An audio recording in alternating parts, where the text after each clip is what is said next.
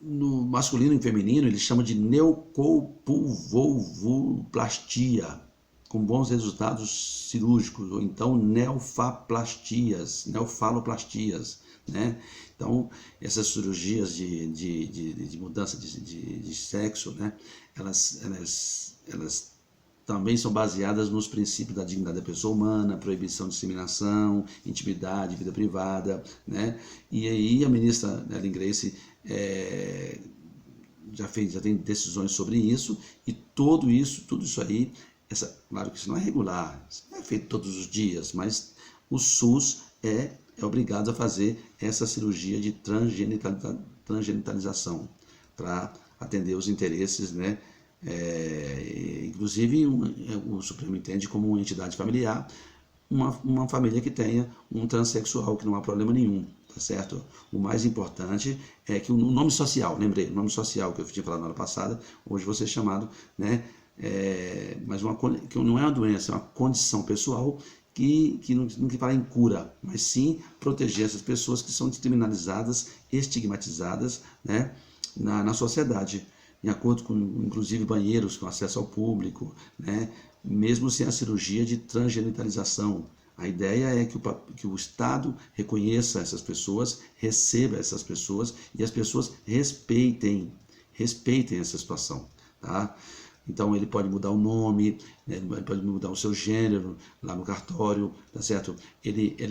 Essa alteração deve ser averbada à margem, tá certo, do assento do nascimento, vedada a inclusão do termo transgênero, né?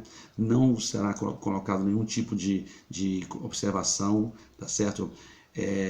Procedimento pela via judicial, né? O magistrado determinar de ofício um requerimento. Então, e isso aí é uma questão muito, muito complexa, até porque reconhece o interesse das minorias. Então, se você fazer uma prova, tem uma série de julgamentos, de portarias, regulando o nome social no Ministério Público, no TSE, na Polícia Federal, no Ministério da Fazenda, já tem uma série de regulamentos enquadrando essa questão.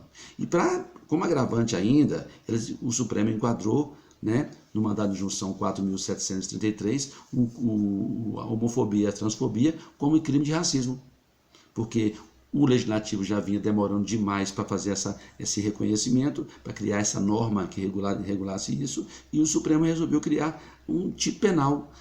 Não gostei muito não, mas criou. O Supremo criou porque o Supremo está cansado de esperar 30 anos, né, as pessoas xingando as outras por motivos sexuais, por motivos simplesmente ofendendo, querendo matar as pessoas aí, porque as pessoas têm outro tipo de sexo que não é o delas, que é o não heterossexual. Então, esse grupo vulnerável LGBTI+, né, eles acabaram projetando essa pressão em cima do Supremo. O Supremo acabou reconhecendo isso aí como crime, né, que é uma situação interessante, até porque, né, ninguém aguenta mais tanta discriminação, tanta violência contra esses grupos minoritários, né, sem motivo algum aparente, simplesmente pela condição sexual delas, né. Nós temos também a união estável, pode ser reconhecida em relação a menor de 14 anos estuprada que veio a casar com o agressor, para efeito de extinção de punibilidade. Tem um julgamento supremo sobre isso, né? Que é um indivíduo que estuprou a menina que teve relacionamento sexual consentida com a menor de 14 anos. Então você tem aí uma discussão, né, que o Supremo considera como crime manter relações sexuais com menor de 14 anos. Mesmo que seja o consentimento da vítima, entendeu? Você também quer? E, inclusive, esse julgamento tem uma súmula do Superior Tribunal de Justiça que fala o seguinte: o crime de estupro de vulnerável se configura como condição carnal ou prática de ato libidinoso com menor de 14 anos, sendo irrelevante eventual consentimento da vítima para a prática do ato, sua experiência sexual anterior ou existência de relacionamento amoroso com o agente. Então, discussão bastante complexa, né? Que menor de 14 anos é estupro.